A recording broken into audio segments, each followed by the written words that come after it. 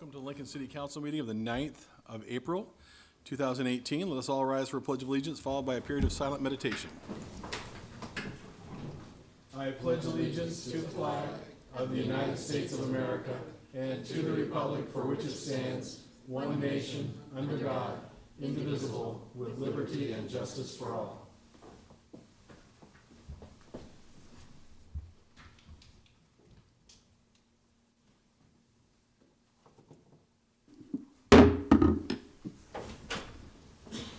In accordance with LB 898, a copy of the Open Meetings Act is posted at the back of the chamber. The order of business of the City Council is as follows. The clerk will call items listed on the agenda under public hearing. Anyone wishing to speak on an item should come forward after the clerk reads that item. The applicant and those in favor should speak first, then those opposed. The applicant may make one short rebuttal. Each speaker should begin by stating name, address, and whether you're speaking in favor or in opposition to the item. Testimony is limited to 5 minutes per speaker. After all public hearings, the council will vote on resolutions and items listed under third reading. On the second and last meetings of the month, immediately prior to adjournment, anyone may speak on any issue not on the agenda for that date nor planned for a future agenda. Will the clerk please read the first item of business?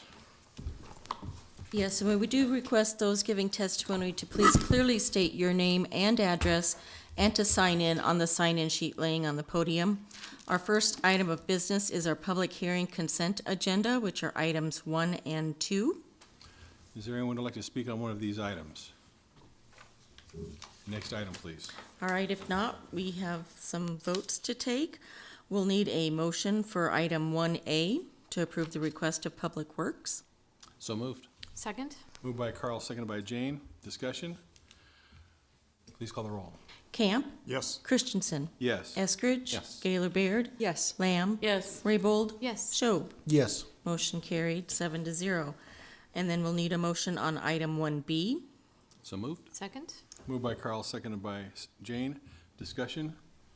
Please call the roll. Camp? Yes. Christensen? Yes. Eskridge? Yes. Gaylor Baird? Yes. Lamb? Yes. Raybold? Yes. Schob? Yes. Motion carried, 7-0. Then we'll need a, item 2A was introduced by Camp. So moved. Second? Moved by John, seconded by Carl. Discussion? Please call the roll. Camp? Yes. Christensen? Yes. Eskridge? Yes. Gaylor Baird? Yes. Lamb? Yes. Raybold? Yes. Schob? Yes. Motion carried, 7-0.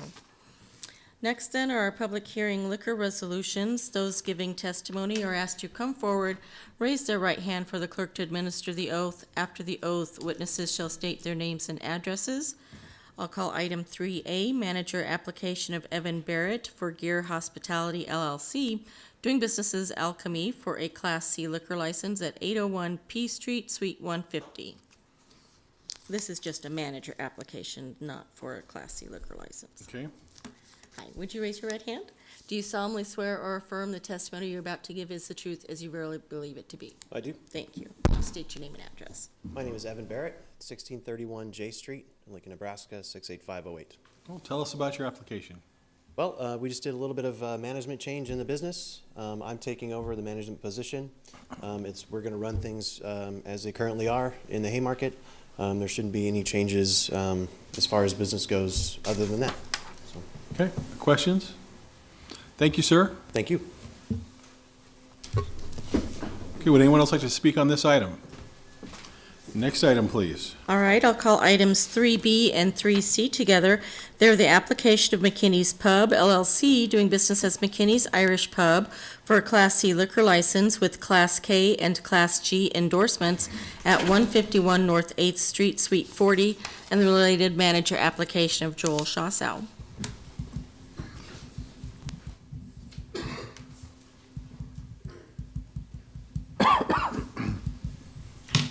Do you solemnly swear or affirm the testimony you're about to give is the truth as you verily believe it to be? Yes. Thank you. Just state your name and address. Oh, sorry. Joel Shasso, 1053 Middleton Avenue, Lincoln, Nebraska, 68521. Well, tell us about your application, sir. Oh, it's basically still doing business as usual at McKinney's. We are adding off sales so we can do the growlers. Okay. Any questions? Thank you very much. I know, Mr. Christensen, when you came around, you said, take a second. Take a tell us moment. how great your places are. Yes. Since I have that second, I don't want to tell you how great my place is. I want to publicly acknowledge Teresa Meyer as our city clerk and how great she is at helping with small businesses. And I know that her office probably doesn't get all of the thanks that they always need, but as a small business owner, sometimes it's not easy knowing what I need to do and what I don't need to do. And every time I go in there, her and her staff show tremendous patience with me and kind of walk me through the process that when I don't know exactly what I'm doing. And that's a huge asset to the city and small businesses. Thank you, you, sir. Teresa. Thank you, Joel. Would anyone else like to testify on these items? Next item, please. All right, next are items 3D and 3E. They are the application of Marcus Lincoln Hotel LLC, doing business as Marriott Cornhusker, to expand its Class CK liquor license to include an addition of an outdoor area measuring approximately 32 feet by 135 feet with a 3-foot fence at 333 South 13th Street. I'm sorry, just 3D is the item. Okay.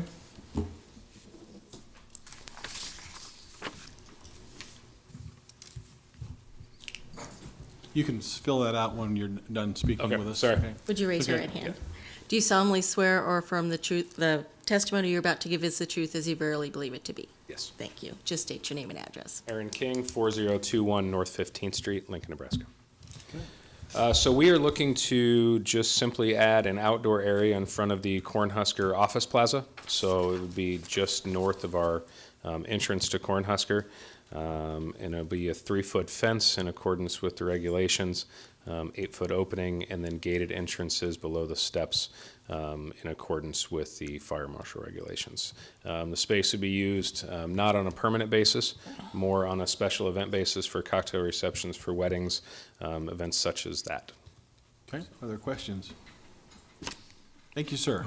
had Oh, one quick- John, Yes, how would that affect going into the ballroom area, the conference area from Well- 13th Street?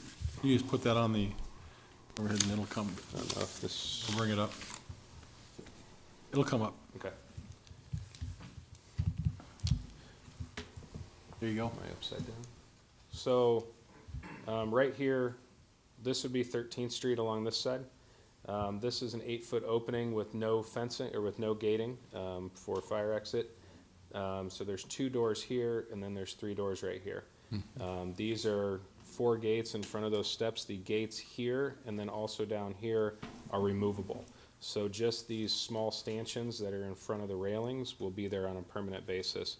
The gates will only be put out when we're running a liquor event. So, Okay, Thank you. you're welcome. other questions? Thank you very much, sir. Thank you. Would anyone else like to testify on this item? Next item, please. All right, next then is item 3E, manager application of Jody Curtis for Sam's West Incorporated, doing business as Sam's Club 4873 at 8480 Andermatt Drive. Would you raise your right hand? Do you solemnly swear or affirm the testimony you're about to give is the truth as you verily believe it to be? I do. Thank you.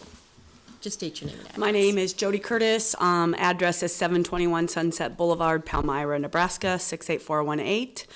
I am currently the new club manager of that South Lincoln location, so nothing will change, just taking over as the club manager of that location.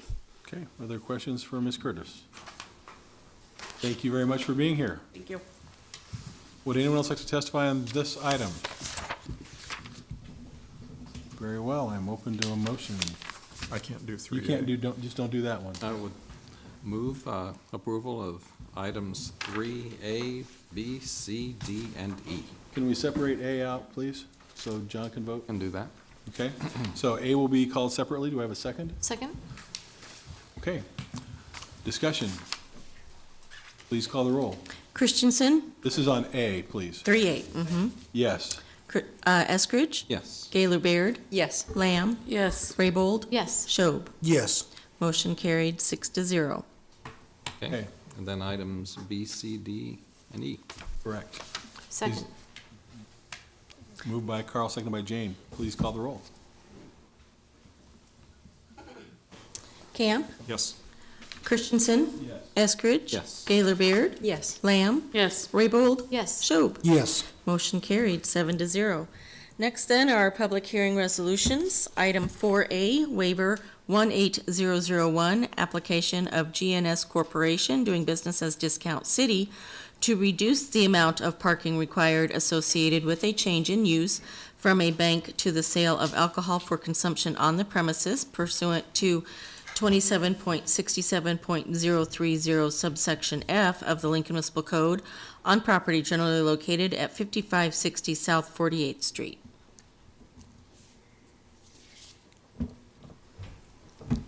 Good afternoon, Chairman Christensen, members of the City Council. My name is Bill Austin. I'm an attorney with the law firm of Blake Force of Austin habit. Law. Too many changes. 301 South 13th Street, Lincoln, Nebraska, 68508. I'm here today representing GNS Corporation that does business as Discount City Liquor, and with me today is Angie Coffey, who is the manager of Discount City Liquor. Discount City is at 5560 South 40, oh, that's coming up. It'll come up. It'll come up now. South 48th Street. Hopefully that'll just kind of give you the general location of it. It's in the vicinity of Highway 2 and South 48th Street. That is the overall complex in which Discount City is located. And then Discount City itself is within the blue hatch-marked area there. Discount City has been at that location for decades. This was what used to be the old Still, I believe. And it turned into Discount City when the Still moved.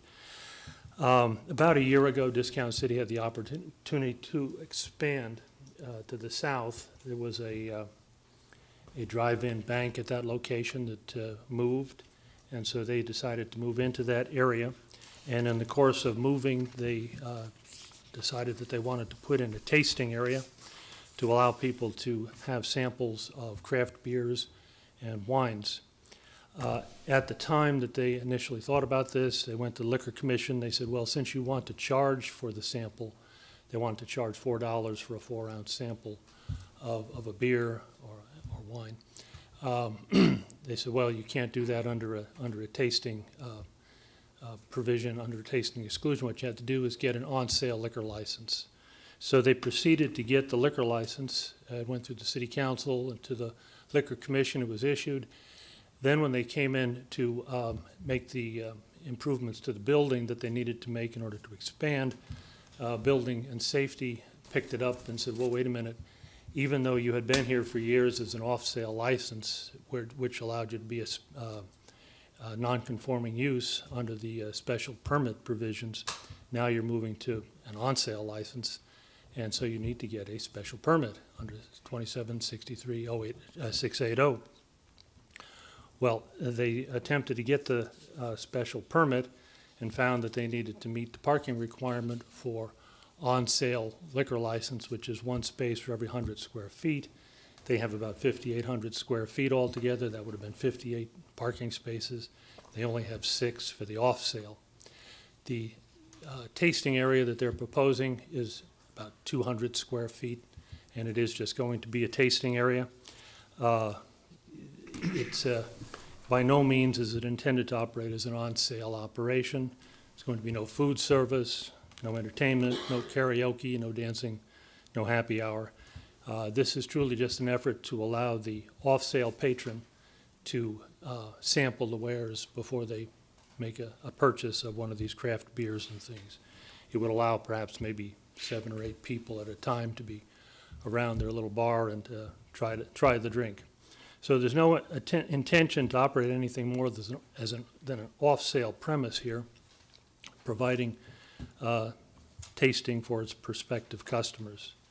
So they are providing the parking that's needed for an off-sale license, but we are asking to waive the requirement for adding the additional parking that would otherwise be needed for a true on-sale. And so that's why we're here today. The Planning Commission has approved the special permit. It is contingent upon getting the parking waiver. Planning has recommended approval of the waiver, And so we're here asking for your favorable consideration of that as well. Questions for Mr. Austin? Question. Thanks. I just have a question about process, since it sounds like there was a lot of progress made on moving towards having tasting before it was discovered that there were some issues with parking. Is there any process improvement you'd recommend to avoid an applicant getting that far along before realizing that that was necessary? Is there somewhere where there was a miscommunication, or somewhere where it could be communicated more clearly up front? You know, I think, Larry, I think this was just happenstance that this was an off-sale operation already. There was a liquor license there. They're just doing an upgrade. And as they went through, I just, quite honestly, I think it was rather perspicacious on the part of building and safety to pick up on it. Otherwise, we never would have known. I really can't tell you there was. It's just something that kind of slipped through the cracks.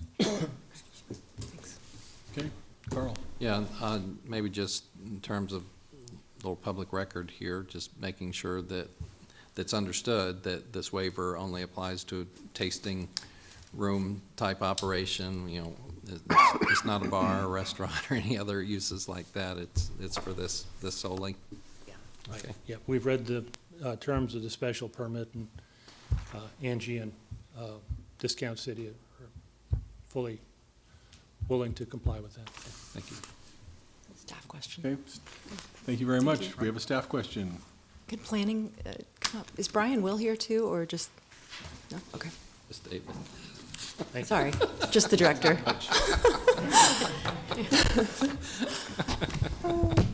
Just David Carey with the planning board. Yeah, thanks. Sorry.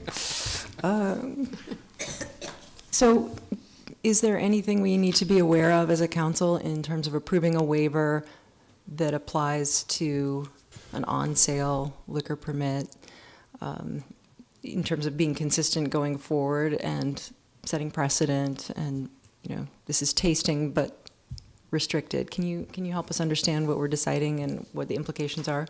Yeah, I think really the main point here is that the off sale ends up being a requirement, even if it's just the tasting. I mean, that's the kind of the difference here. And so what we're trying to make sure of is that when these situations come forward, that we're being consistent is really more the key than anything else. I think it's, as was just stated by the applicant, that this is not, the change here is not going to have an impact because the parking has already been provided and the vast majority of the use is for on sale. Yeah.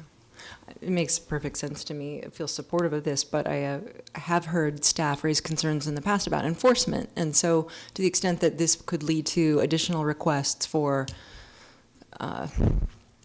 on-sale, folks with on-sale permits, on-sale liquor with the special permit, and then also waiving parking requirements, does this potentially become a difficulty for the city in terms of enforcement?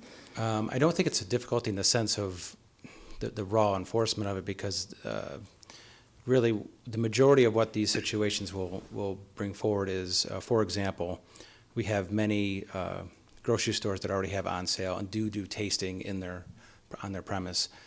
Most of those are different than this situation because they have a vast amount of parking, and they're never going to kind of go beyond what the demand is. But I do think that this is something that we can make sure that we keep an eye on.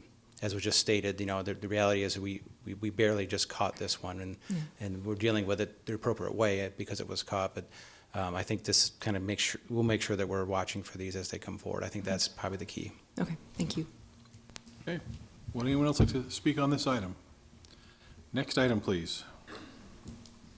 All right, next is item 4B, approving a consent to sublease agreement and non-disturbance and recognition agreement between the Lincoln Children's Zoo, Lincoln Public Schools, and the city to allow LPS to sublease the new Education and Conservation Center at the Lincoln Children's Zoo. It'll come up. It's on its way. Good afternoon, Lynn Jones with Lincoln Parks and Recreation. This is kind of the last in a series of agreements related to the zoo expansion project. What you see on the Elmo unit in front of you is the zoo expansion project. This is South 27th Street. This is West A Street. The area that is the subject of this agreement is this area right here. as well as parking here. This area in the eastern portion of the expansion area is what's known as the Education and Conservation Center, or the ECC.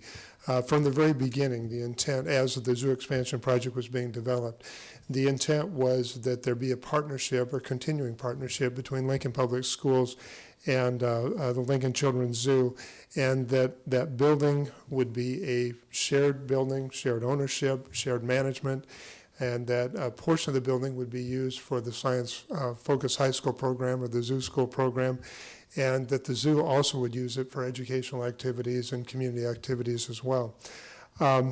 The agreement, there is a sublease agreement that is proposed between the zoo and with Lincoln Public Schools. It's a 50-year agreement. It parallels the lease agreement between the city and the Children's Zoo. And what that agreement does is it lays out the provisions for the relationship between Lincoln Public Schools and the Lincoln Children's Zoo in terms of ownership, in terms of management, in terms of the use of that building. What the action is before the City Council this afternoon is a consent to that agreement. So essentially the city is agreeing to allow the zoo and Lincoln Public Schools to enter into that sublease agreement. There are provisions in the sublease agreement for ongoing kind of monitoring of the activities and the relationship between the Children's Zoo and LPS that are part of that agreement. So the city, there would be an annual meeting. We would have the opportunity to meet with the two parties that are part of that agreement. It gives us a chance to kind of monitor the relationship, the use of the building, to make sure that things are in compliance with the lease agreement between the city and the zoo. And I think, as the City Council may remember, this site is also subject to federal land and water conservation fund provisions. And so this gives the city the opportunity to kind of monitor those uses to make sure that we haven't, or that the use has not stepped outside of the provisions of that agreement. There are representatives of the zoo and of LPS here this afternoon if there are questions, and I also be happy to answer questions you may have. Cindy, then John. Thank you. Thanks for being here today. Absolutely. So as I understand, because it's a sublease, this doesn't in any way affect income to the city. That is correct. Yeah, it does not. Okay, and I read in the agreement, though, that the city would be responsible for maintenance of the area. So is there any anticipated increase in the maintenance or what the city will have to perform as a result of this sublease? The city really has no direct maintenance responsibilities for the building or the grounds or the parking. So there is no financial impact to the city as a result of this agreement. Thank you. Okay, John. Yeah, thank you, Mr. Johnson, for appearing and explaining the proposal. Two questions. One, did I hear, I may have misunderstood you. Did you say West A or A Street on? A Street, I'm sorry, on A that? Street. I apologize. Yeah, no, that's fine.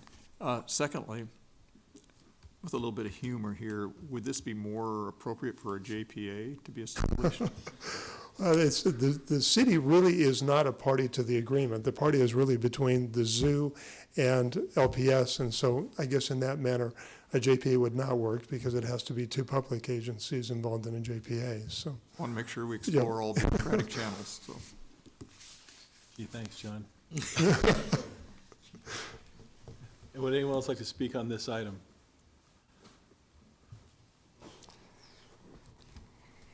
Okay, Thanks very much. next item, please. All right, next then is item 4C, approving the redevelopment agreement between the city and Hung To Win to authorize the use of up to $128,200 of tax increment financing for the Viet Howe redevelopment project, generally located at 2353, 2365, and 2373 O Street. Did you call 4D as well? Yes, I can. Okay. It is amending the fiscal year 2017-18 CIP to authorize and appropriate $128,200 in TIF funds for the Viet Howe redevelopment project. Members of the City Council, David Landis, Urban Development Department Director, the applicant in this case. The Nguyen family has a grocery store on the other side of the street, on O Street. They've been successful. First generation immigrants who have taken to the American dream and made it successful. And now they want to expand those holdings, and they bought a building across the street, or were in the preparation to buy this building, and have the results in hand, financing in hand, until somebody discovered in their due diligence that underneath this building is a 15-foot tunnel, which impinges the ability of structural strength of whatever that building is. That adjusted the costs to the structure that they had intended to do by about $190,000. And they were not in a position to finance that, and the bank was unwilling to advance the money, so they came to us and said, this is a situation in which we either have to leave this building as it is, in its deteriorated and dilapidated and uninhabited form, or we can do as we had expected to do, which was to refurbish and do more than $1 million of work on the building to make it our new home for our business. But we need help with respect to that structural problem. This is a small TIF. That means to say that the money that's used here is from city resources that we have on a long-term basis. We'll advance $128,000, and it'll be repaid by the taxes that will come from this structure.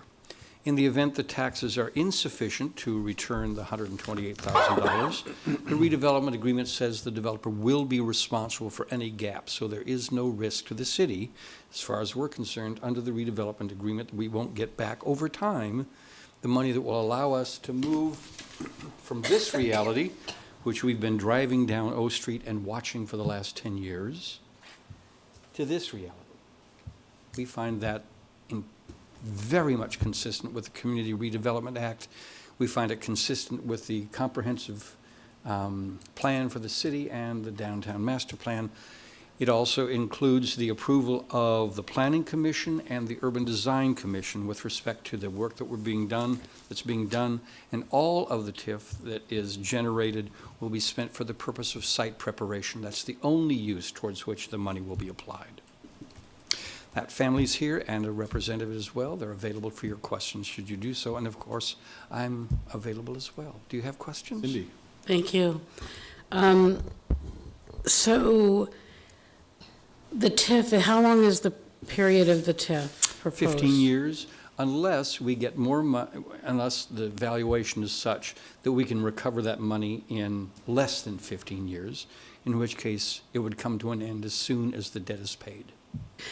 So what I'm concerned about is the repayment. You had mentioned if it wasn't sufficient. So that measurement takes place after 15 years, in which case if it's not repaid by the end of that 15 years, then the development would be responsible for the difference. We've had an example where, because of passage of time, the bond payment couldn't be made, and the request for the developer's assistance came earlier than the 15 years. So I think that's within the discretion of the city to act on a yearly basis or on a project basis. Just to review and make sure okay, thank you. Okay, John? Yes, Mr. Landis, thank you. It's a good project. Are there any provisions in the documents for what has often been called the pour-over TIF, if there's excess, or as you explained it, I understood you to say it would go to the tax rolls and there would, or would there, or would there not? That's right. In a sense, the money that's going to be spent is for one and only one purpose, and this isn't a place where we've described some streetscape, some surrounding right-of-way where those kinds of needs can come about. We've said the money will be spent for one and only one purpose, and it's for the site preparation. And then secondly, we've identified that total amount of money, and I do not foresee the possibility, and I don't think anybody would want to have any other use than just making this site work and this building be successful. Okay, Carl? So you're saying there is no pour-over? There is not a provision for that. Thank you.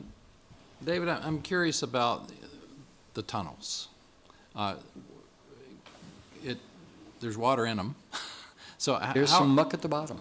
Are they going to be removed, filled in? How's that going to be handled? When the problem was identified, the engineering decision as to how to respond to it wasn't exactly clear, other than it was going to cost a good deal more money than what the original plan was. In the intervening time, the developer has come to the conclusion that by far the safest approach is to bore helical foundations significantly deep in the earth so that absolutely no pressure is applied to the tunnel.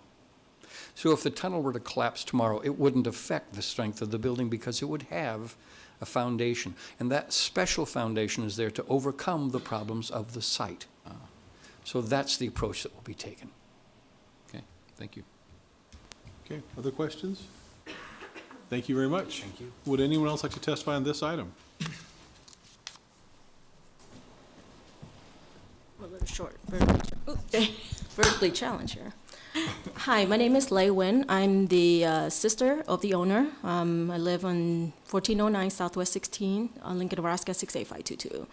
So I want to ask for your consideration in this project because it meant a great deal to us.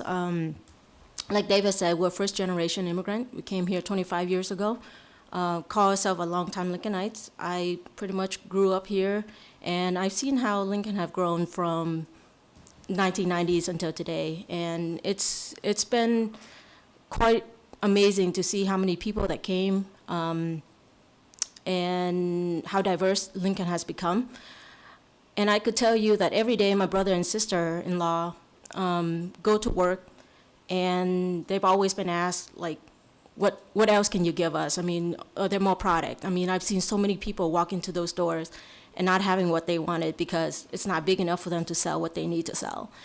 Lincoln is a hotbed for like a lot of immigration, people sponsoring families over here and wanting to feel like home, and food is the start of it. So we have people come in here into our store every single day asking, oh, do you carry this, do you carry that? And that's something that my brother can't provide just because there's not enough room for him to buy all those grocery stores. So I've seen him work at the store morning to night trying to run the business, and it's been very successful. I'm jealous I didn't get into it, but he's been very successful with his business, and I really want to help him expand his business to a point that he's serving the community. Like I said, I've been trying to help him with this project for the last 3 years, trying to get it going, but we've had a lot of financial issue. The past 3 years, we tried to figure out how we can afford it. They've been saving. And it came to realize that once we're ready to get the project moving, we found out that huge tunnel, which is great for everybody. It cost too much, and we needed to do something about it. So that's when we approached the city and see if we can apply for TIF funding to get this project going. Now, this project is probably not the most cost-efficient project. It's expensive. I told him to let it go and to sell the project and get what he could.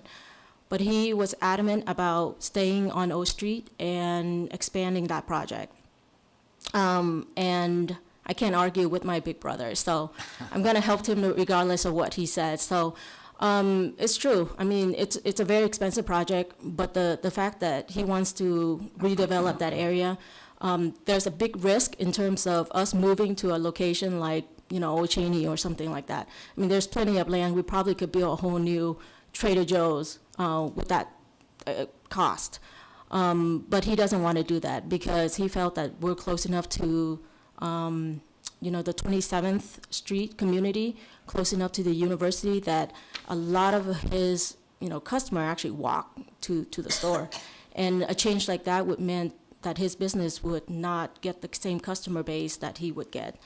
And so it would be a huge risk for us to move anywhere else besides across the street.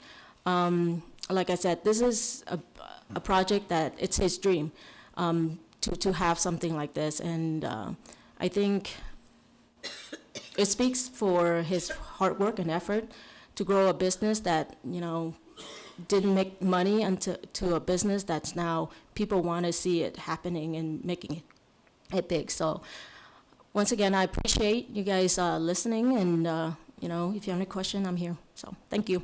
Questions for Ms. Nguyen? Yeah, Thank you very much. thank you. Would anyone else like to testify on this item?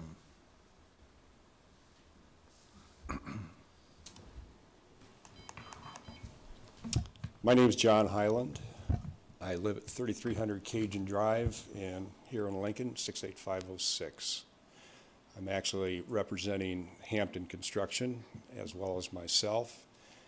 We were called in by Lay and Hung to take a look at the Knights building, to see if what we thought we could do with it. And we started down the path, and as David has already talked about and Lay have talked about, we ran into problems. Once we had conceptual or schematic drawings, and we're going to start in conceptual drawings, and the first thing we wanted to do was take a soil test. And Terracon came in and took the soil test and discovered the tunnel. Obviously, Hung bought the property, not knowing the tunnel was there. It was never disclosed to him, and no way anybody really probably knew it was there until we did the drilling. We looked at several ways of trying to mitigate the problem from a structural problem. One was, do you you demo it out, tear it out, dig down, but you have to understand there was a basement at the street level. And under that basement was another 15 foot of tunnel. So you're coming down, almost 25 feet that you're going to be demoing, and very dangerous to the two buildings. There's buildings on both sides of this, on the east and on the west. So you're really challenging anyone to make that a successful project doing that. We talked about maybe trying to fill it in, sludge some material in there, try to get it, but even at that, the soil's below the tunnel. If you can imagine, it was originally a creek bed, and that those soils weren't very good anyway. So you're not really accomplishing much by filling it in, actually accomplishing very little, if nothing. So the helical piers made the most sense, and then to our engineer and the recommendation, we came up with that. So that's how we're trying to I'll say, just try to get around what's left. So to me, this is a but-for. It really is, as far as a TIF project. And the other thing is that you have a family, as Lay has already talked, they were first generation immigrants. They've come over, Hung and his wife too, who run the grocery store and bought the property. Both had worked for Lester Electric when they first got here. And in 2011, Lester Electric had a reduction in force, and they were out of work. But Hung had the dream, and I'll use the same word as Lay, because Hung has used that same word with me, had the dream of this grocery store. And so they put together enough money to start it there on O Street. And as Lay's already explained, they've outgrown that space. They need more space. Hung was dead set on staying on O Street and had bought the Knight store, which looked like, and maybe on the surface that was going to work. But he just keeps wanting to make this happen. And I think with the funding that we could get out of TIF, I think we could push this over the course of the cliff and get this going. But it's been, like Lay said, 3 years. I've known them for 3 years, and we've been working this. And it's hopefully we can get this done. So I appreciate any questions you may have. Questions for John. Carl? Yes, thanks, John. You bet. So could you explain, it looks like there are maybe 2-3 different buildings involved. Yes. Is there some new construction and some utilization of Yes. current facilities? Could you explain that? Yes, I'll try to explain it. Think of the Knights building as a two-story building. It's the one that's the most dilapidated. Next to that is the antique building, just to the east of it. To the west of it is what I would call, and we all saw H&R Block. It's also where the Real Estate Commission had their testing station. And that was occupied. The H&R Block building's occupied. The the antique building is occupied. So you had this Knights building that was built in between, and of course back in those days, I think it was built in 1900, you had zero property line, you had contiguous footings, you had just a much different building, just methods that were done back then. So the two buildings on the west will maintain, or excuse me, the one building on the west will maintain, and the auction building, we just, of course, don't own that. He owns the H&R Block building, and there's another lot just to the west of that that's parking. And so we're going to rehab. The plan would be to rehab with new exterior and facade and look, both the Knights building and the H&R Block. But to do the Knights building, we're actually going to come in and we'll demo the front north, or the front half of that building. The south half of that building has it's poured in place piers and concrete floor all spanning, and we're going to maintain that portion of the building. We'll tear down, to that, and then we'll build a new building on the north side to the front. That'll be a new pre-engineered steel building that will be, taken and wrapped with facade to make it look as does the rest of the neighborhood. So that's the way we're going to do that. Thank you. Other questions? Thank you, sir. Thank you. Would anyone else like to testify on these items?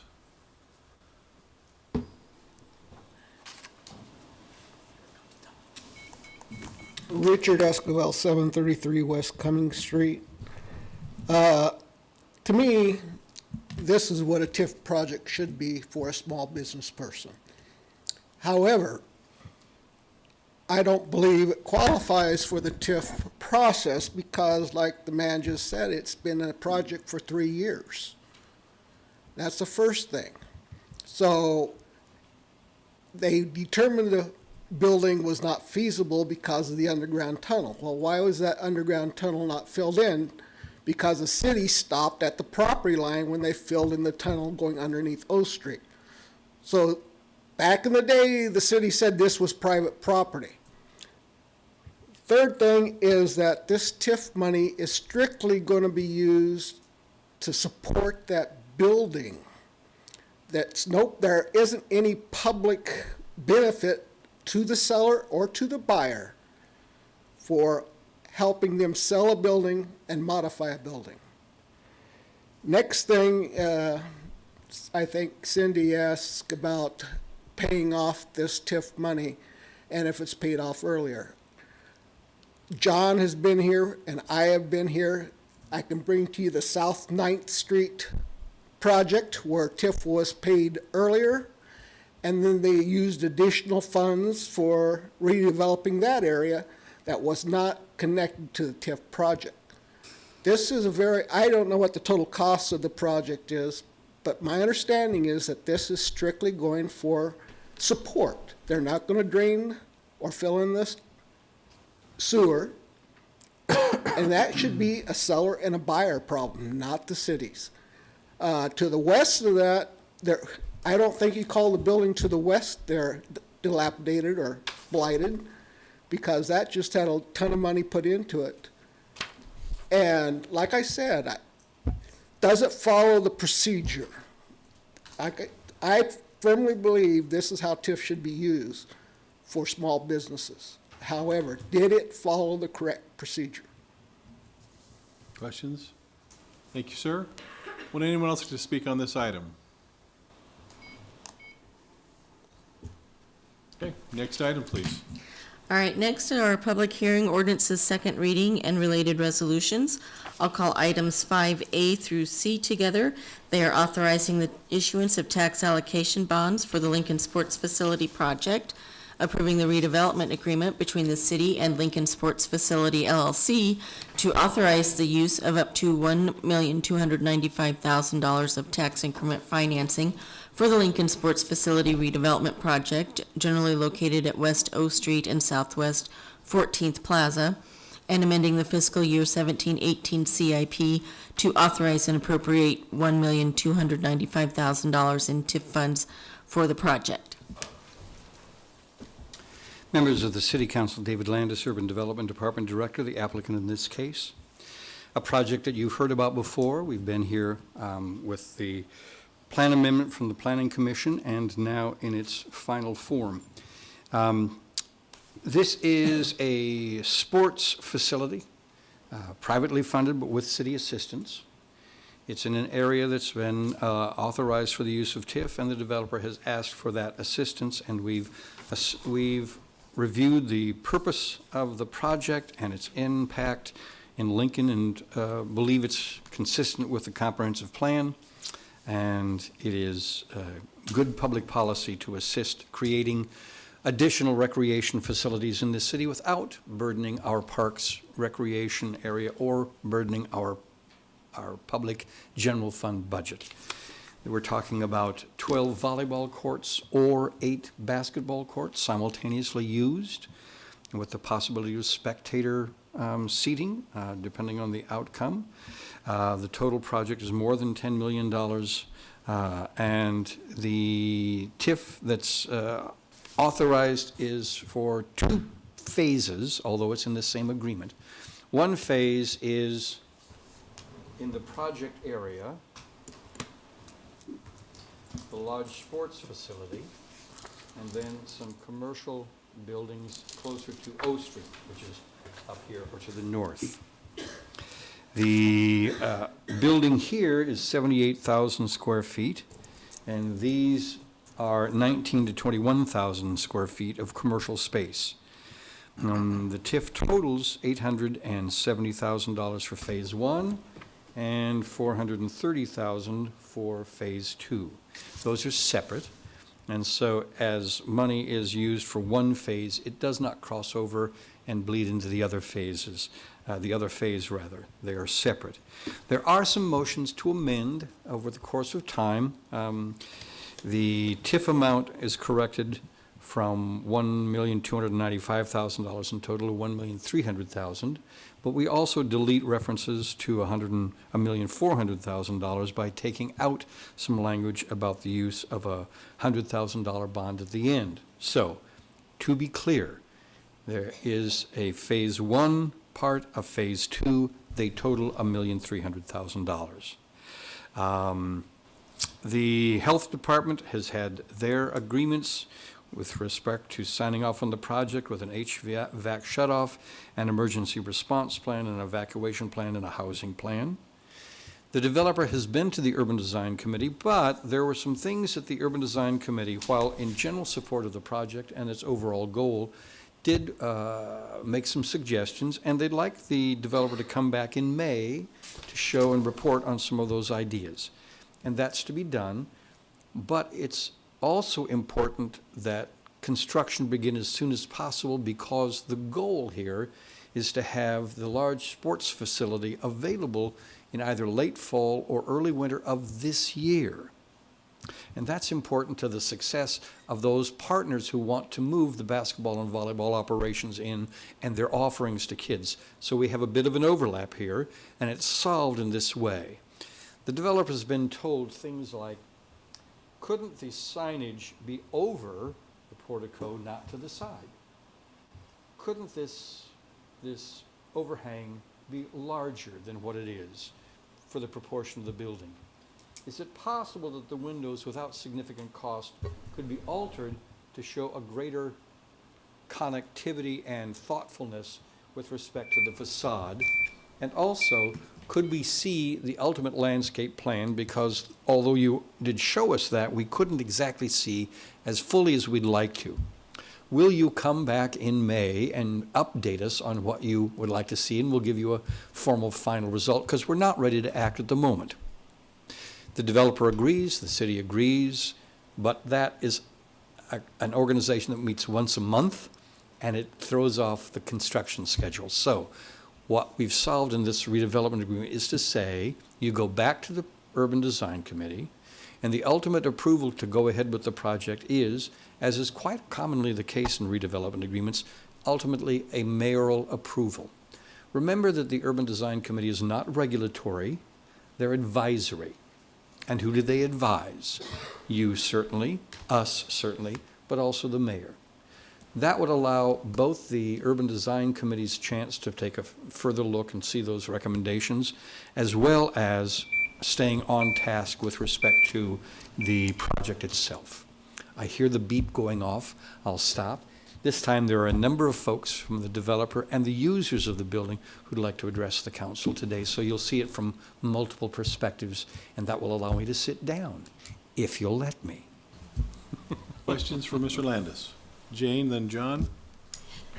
You know, David, I saw in some of the correspondence that there is talk of a traffic study to be done. There is to be it will be done, yes. It will be done. And what if the traffic study indicates that there is a need for traffic control? Maybe, I don't know, if a traffic signal because of all the traffic coming in off of O, or a designated right turn lane. In the redevelopment agreement, who is responsible for getting that work done? There is no assessment of responsibility in the redevelopment agreement, which means that it's not the developer's cost. They're not committing to that cost, other than the traffic study will be done, but they're not agreeing, and we're not asking them to agree to those expenses. The signal is very, very remote because of the proximity of other signals in the area. But it is quite possible that the redevelopment, that the traffic study would say that an eastbound turn lane on the south side of O Street would be appropriate. And we've talked to Public Works, they've reviewed that, they've identified the costs. It depends on whether or not LES poles need to be moved. We hope that they don't. But if they do, it would be borne by the Public Works Department. And so if there's a designated right turn into the facility, who would bear that cost? No, the turn lane would be the city's costs. That would be a left turn lane from O into the facility, but I'm thinking of off of O Street if you're heading west and you want to pull into the facility. A designated right turn lane into the facility. To the extent that the Public Works Department has looked at this and said, what do we think is the likely outcome? And I hope I've described it correctly, that it is an eastbound south side of the street turn lane. That's to the extent that our department has looked at the situation and found a likely outcome, that's the outcome. There is no obligation by the developer in this agreement to pay for an unknown number of costs after the traffic study is done. It will be a city-borne expense at that purpose, at that end. Okay. John? Yes, Mr. Landis, thanks for outlining. It looks like we're going to have some other people appear. It sounds like there are a number of things to thread the needle. In fact, looks like there's several needles here, whether it be getting to the Urban Development or Urban Design Committee, having the mayor review that, have maybe some discussion amongst the parties to see what can be compromised on. You talk about the traffic study, and then costs to do deceleration lanes, possible left turn. And then on top of all that, I see the urgency of the group to get into the sports season here, which is very understandable. If we give our approval, I guess it'd be next week, since this is in ordinance form, that's going to be on the 16th of April. You're about 2 weeks later, you'd have the Urban Design Committee. I'm not sure that process, I mean, after we vote next week, then are the parties just going to go ahead and start? Is that the idea, to save time, even though They wouldn't be able to start upon your vote. It would take your vote and mayoral approval post-plan, Urban Design Committee for them to be able to start. So both things would have to occur. Seems like there could be potential discussions that go on if the city requires or the mayor requires more than is feasible with the parties. Not that there aren't willing parties to make it come together, but I'm just anticipating potential challenges that occur in the process. While it's possible in the hypothetical, we are relatively familiar with the project and have worked with it. And I think you've identified something that's quite true here, and that is, in this situation, there is an overlap of two realities. One, the desire to take every question and have it known and solved by the time that we make the ultimate agreement, and the desire to recognize the economic reality of the developer. This is the trouble of running, not the trouble, but the opportunity for government to operate in what that phrase, business-friendly quality is. It is an attempt to accommodate the economic reality of the developer to spend $10 million in our city to expand these resources. And where we can accommodate that, we've searched to find a way that's both acceptable to the developer, and it is, and to the city's administration, and it is, but we bring it to the council for either your approval or your rejection, and your weighing of the public interest. And one follow-up question, and again, you were discussing with my colleague about deceleration lanes, a right turn lane and so forth. As I recall over many developments, it seems like that deceleration lane going in has often been at the expense of the developer. And you're saying this would be the city, and you're along a major thoroughfare. I don't know, by approving this, how much would we be committing the city to, whether it be currently or down the road, to have a right deceleration lane? And potential, so we I think you understand what yes. we're committing. There isn't one single standard for the city. You won't find that this is an unalloyed, always the case situation from which an exception is made.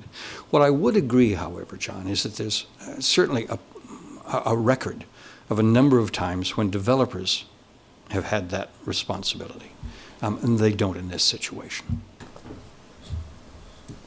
Jane?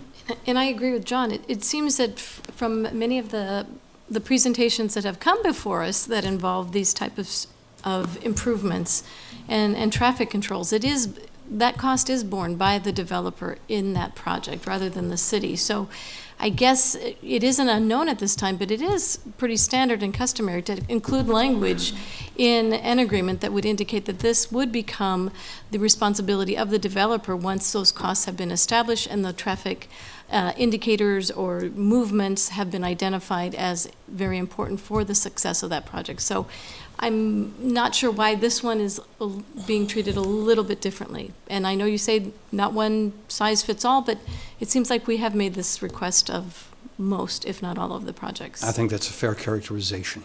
Well, then I guess. It's two things. One, the need for the traffic study and the possibility of the turn lane came into the discussions between the city and the developer late. It wasn't raised initially, and it wasn't raised in the initial discussions, and the flag that was thrown, if you will, occurred in the 11th hour. So the 11th hour response to the developer was, look, we've made our financing adjustments and our arrangements to buy the land and our costs. However, if you want to put in an authority for a Bond B spillover TIF arrangement, so that spillover TIF could be spent, you could use the agreement to do that. Knowing that that's an issue of some sensitivity on the part of the council, and weighing that situation, I think the city said to itself, having raised the issue itself late on our part, we'll bear the burden of that late flag, which is why I think it's written in the way that it is. And it's not normal, and it does normally happen earlier, but it didn't.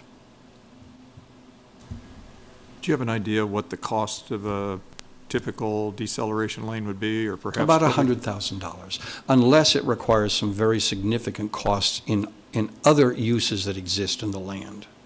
A moving of a sewer, for example, something like that.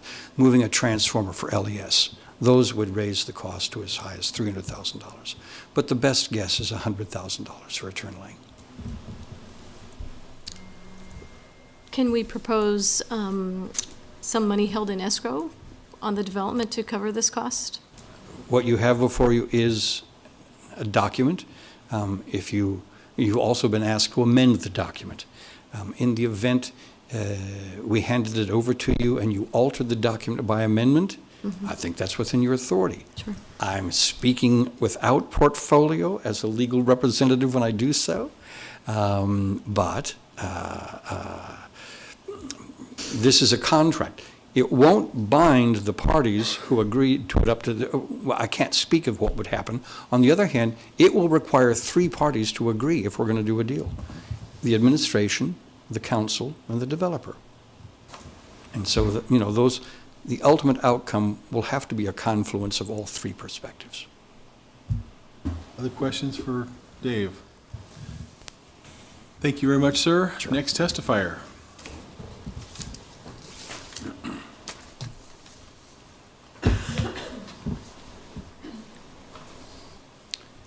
Mr. Chair, members of the council, my name is Tom Houston. My address is 233 South 13th Street, Suite 1900, here in Lincoln, on behalf of the developer, Lincoln Sports Facility. I think Mr. Landis has done a good job of describing the project, describing the two phases.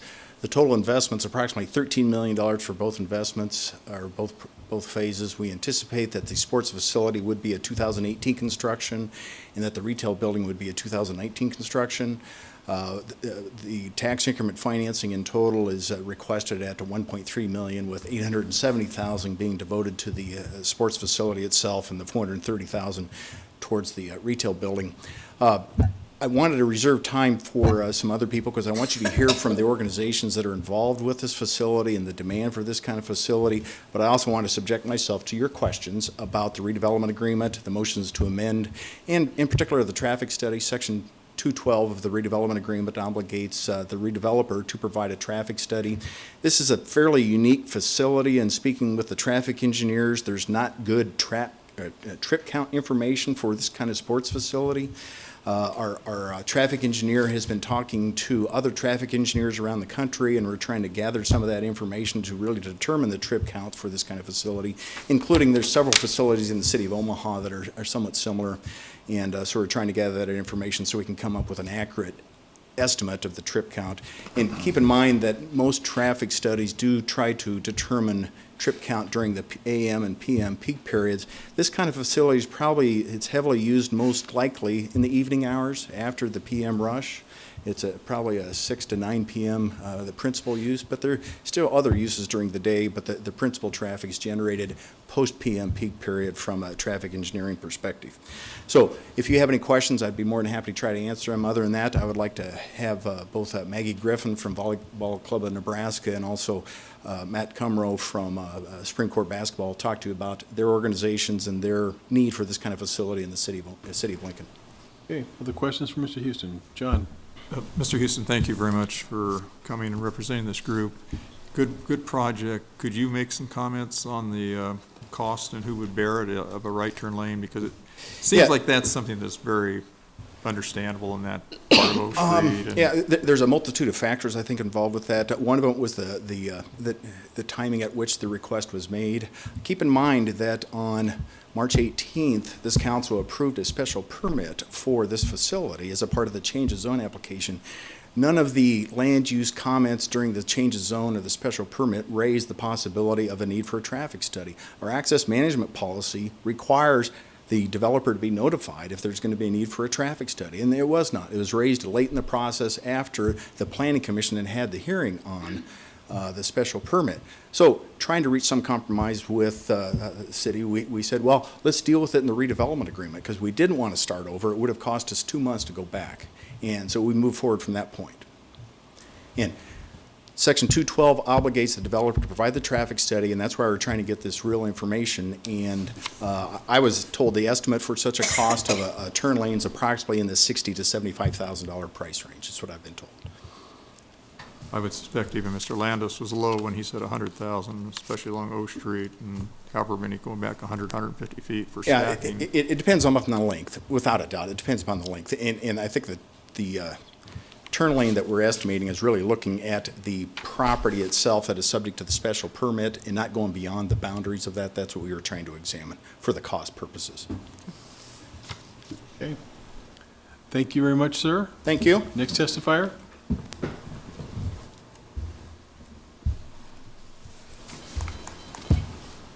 Hi, I'm Matt Cumrow, 8208 Bancroft Avenue here in Lincoln, and I'm the owner of Supreme Court Basketball. A little bit of background, we started Supreme Court Basketball in 2010, and with my background as a teacher, as a high school coach, and as a graduate assistant at the collegiate level, I felt like I had something to offer students who shared in my passion for basketball. And so we began with camps, we began with clinics, we began with private lessons. And as support for the program grew, we had parents inquire about teams, which we later started. Well, now we've experienced incredible growth. We have 70 teams in the 2017-18 season. from 2nd through 8th grade. And in the spring and summer of 2018, we have another 28 teams that will play through the month of July. If you add in the camps, the clinics, the private lessons, our 3-on-3 league, we work with well over 2,000 students during the course of the year. In addition to that, we also run basketball tournaments. We ran 8, or will run 8 from December of 2017 through July of 2018, 5 of which will be in the Lincoln area. We'd love to have more, obviously. The tournaments in Lincoln range from 150 teams on the low end up to 342 teams for our tournament the first weekend in January. We've been really blessed to work well with the city and the schools in the surrounding areas in terms of gym space, but our growth has caused some challenges for us. So for a tournament, for a 150-team summer tournament, for example, we currently need to use 5 or 6 locations to run the tournament. With a new facility, we'll be able to do so in 2 or 3 locations. And the advantages are that it's easier to bracket, and it's very friendly for the coaches, for the teams, for the families that come in. The happier the coaches, the teams, and the families are, the more likely they are to come back, which is good for the families in our organization, so they don't have to travel to Omaha, to Des Moines, Iowa, to Sioux Falls, wherever it may be, to play in competitive tournaments. So obviously, the more we can make them happy, the better it is for us, for the people in our organization. The second thing is practice space. Again, LPS, the schools in the city, other than that, and in the area, they do such a great job of working with us. But they still have gym refinishing schedules in the summer, which make it difficult to schedule practices. They have bad weather, as in the case of today, where spring sports teams may be forced inside. And when that happens, our teams are out, unfortunately, as they should be. First priority is for the high schools. And then snow in the winter. If things are rescheduled, a lot of times they're rescheduled for dates that we have the gyms for practices. So once again, our teams are out of practice space. Not to mention snow in April. Yeah, exactly. So I think our parents crave consistency, and it's very hard for us to give them the consistency that we would love to give them, just based on using the gym space that it's available to us. And again, they're doing the best they can. I'm doing the best I can. Our families are very understanding. But a facility such as this would allow consistent time, consistent date, consistent location for our families, and I think that's what everyone wants. As far as the facility, I think it's much needed for families. In our program, I think it can be very good for the city of Lincoln as well. We would run leagues. We'd be able to have more tournaments, bigger tournaments. We'd be able to house our 3-on-3 league there. And then practice space, obviously, is very important. It allows us to control our schedule a little bit more. But with any growth, we're still going to need the support of the schools in the area. This doesn't solve all of our problems, but this really helps. So I thank you for consideration of our project, and be happy to answer any questions you may have. Questions for Matt? Thank you, sir. I'm sorry, I have a question. Well, go ahead. When we look at tax increment financing, of course, we're looking at a number of things, and public benefit is one of them. And we've heard testimony in previous hearings about the benefit to this corridor of our city and to growing our community. So there's already a lot of that's been established. I'm just curious, from a programmatic standpoint, with the ability to expand your programming, is there any additional public benefit for children in our community in terms of sliding scale fees or the kind of outreach that you can do to folks who have fewer resources? If you could speak to that, I'd be curious. No, great question. And our fees, if you compare our program to programs in Omaha, our fees are between half and 2/3 of the cost. We're very, very inexpensive compared to that, and we would keep it the same. I think the big advantage comes in when we're able to draw people because of the great location of the facility. And I live in the far southeast corner initially. I wasn't sold on it, but for the people in Aurora, the people in York, the people in Wahoo, Columbus, Beatrice, the Norris and Waverly's, Grand Island, what a great location. And I think the more events that we have in the city, the more it prevents the people in our program from going out and traveling to those locations where they have to get a hotel room and they have to pay for gas and they have to pay for meals and things of that nature. So hope that answers your question. John. One quick question, Mr. Cumbro. What are you anticipating the overall cost of the Phase 1 and Phase 2 to be? Phase one in terms of what Phase 1 and 2. what I charge. No, I'm sorry, what the cost of construction development, what this program would entail. Oh, I have to defer to Mr. Houston. I indicated 13 million is the anticipated investment, for both phases. Yeah. Now, the document says a minimum of 10.3 or something. That's for the Phase 1 facility, and the Phase 2 is an additional, approaching $3 million investment, the Phase 2 facility. So in aggregate, it's 13 million. Can we do that much on the TIF on that 400,000 second project? Keep in mind that. Or the second 3 million or 400. They're not proportional because the valuation principles that would be involved with a sports complex and retail, where there's a lot of comparables, and we can get really accurate on how we think that's going to be valued. The sports complex is much more difficult to value, and I think we have one comparable in the city of Lincoln. That's the model that we use to size the $870,000 tax increment financing for it. Thank you. Okay, thank you. Next testifier. Is there someone else? All right. Don't hesitate too much, or you're gonna get, I'm gonna call the next one, okay? Good afternoon. My name is Maggie Griffin. I live at 5930 Oak Ridge Drive here in Lincoln. I'm actually not originally from the state of Nebraska. I grew up in Chicago, and volleyball took me to the University of Nebraska for obvious reasons. And I grew up, I played 9 years of club volleyball in the Chicagoland area, and I was fortunate enough to have a club that was a home for us growing up. And, you know, I never thought coaching would be part of my background, but I got here and I stayed. I love the community, I love the people of Lincoln.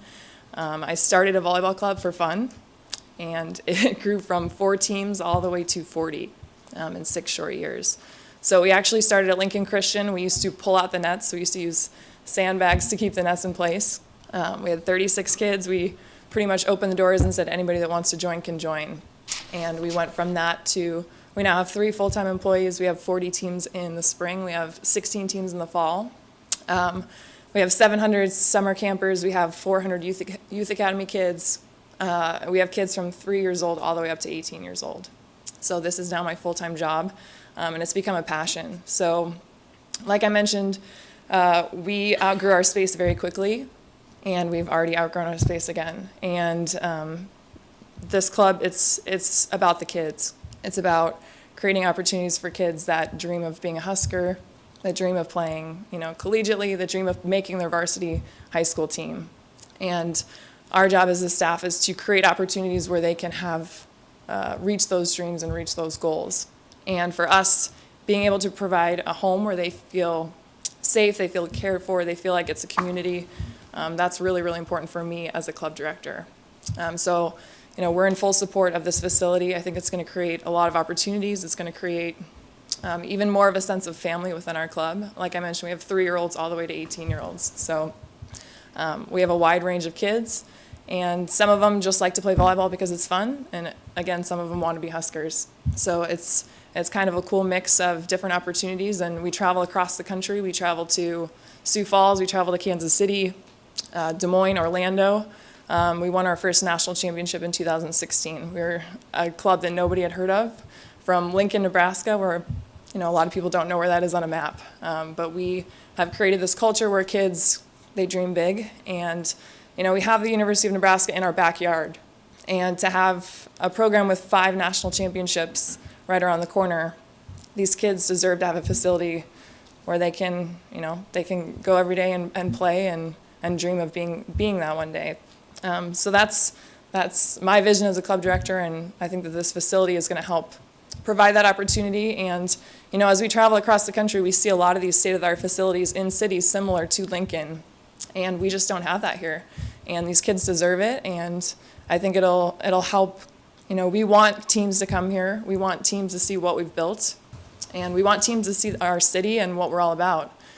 We have kids that drive in from Superior, Minden, Arlington, Gretna 2 or 3 times a week because they want to train with us and they want to be the best. So, you know, it is going to be a destination for those kids, but also for those teams across the country that want to come here and compete and be the best. So I'd be happy to answer any questions you guys might have. Questions for Maggie? Thank you. Thank you. Next testifier. There you go. Hi, my name is Matt Reiling, 5020 Happy Hollow Lane, Lincoln, Nebraska, 68516. Thank you for the opportunity to speak today on this subject. This is something I feel pretty passionate about. I've known Matt for a long time. I've coached in his organization. I've been a youth coach for over 12 years. I've been a college and high school football and basketball coach as well. So over the course of 20 years, I feel like I've have pretty extensive knowledge, not only in coaching, but in being on both sides as a parent and as the leader of a team to try to find court space. So I think clearly, I don't think anybody would deny the fact that we need a facility like this.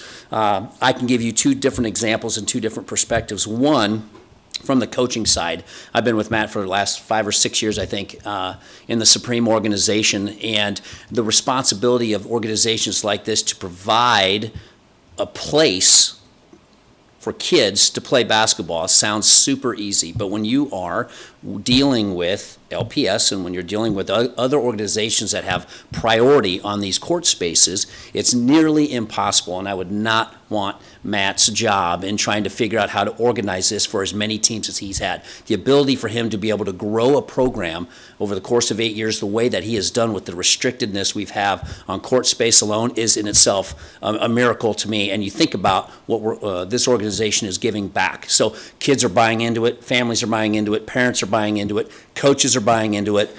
So he's doing something right. So now we need to have a facility, a space in order to attract the families in town who maybe are turning their heads because they don't want to deal with the headaches of doing it. Scheduling is really easy. Matt touched on it. Different times, different locations, different parts of town. I can remember when I was coaching, when I got into the organization, my kids were fourth graders, all right? And there's sometimes we're practicing at 8:30 at night because that's the only time we can get a gym space. Fourth graders, that's insane. So having a facility like this allows the coordinators to have a single space and control those times, give some parents some consistency, give the players some consistency, because let's face it, they're doing other sports as well. They're in other organizations. When are they going to do homework? All this other stuff. This allows parents to help plan and have a plan for their kids. I've also been on it on the other side. I've been a high school coach. I've been a college coach, but on the high school side, I could remember I coached at North Star High School. I couldn't stand the fact that I had to get in line for my gym. You know, if I wanted to bring in my high school kids, there were times where I was fighting the YMCA or I'm fighting Parks and Rec because they have certain rights to our courts. And so that was a nuisance for me. So I think about it also from athletic director standpoint, administrators and coaches on the high school level. Now they can get rid of some of that time that they have to allocate for outside organizations to use their courts. Tournaments, Matt touched on it. Here's the thing. In Lincoln, we have a wonderful sports community. We always have and we always will. But what we don't have is we don't have the ability to attract other organizations from around the country to come into our junior tournaments. Now, you may not think that that's important, but it is, because when we talk about exposure and we talk about having our kids play top talent, frankly, I'm sick and tired of having to take our kids out of town to do it. There's a way, and there's a way we can combat that, is if you create a facility. Omaha's doing it. I know that, I hate to say that, but they're doing it. They're able to attract these types of national tournaments and talented teams to come in because they've got the facilities to do it. So I think this is another opportunity for us to really start attracting outside talent and let people see Lincoln, as Maggie said. The other thing is, there are a lot of youth sports organizations. There's a lot of different clubs, whether it be basketball, volleyball, baseball, soccer, lacrosse. Sorry. 1 minute. Thank you. The thing that I think is really important here, and I don't want you to lose this, is that they're going to do it the right way. Okay? This isn't a moneymaker. This isn't about personal income. This is about giving all the kids in Lincoln who want to play select sports, who want to get involved with a good organization, the opportunity to do this. That, to me, weighs more than players' fees and all the other stuff that I talked about. This is another avenue for kids to be a part of organized, set up, perfectly run youth sports. Any questions? Questions for Matt? Thank you, sir. Thanks.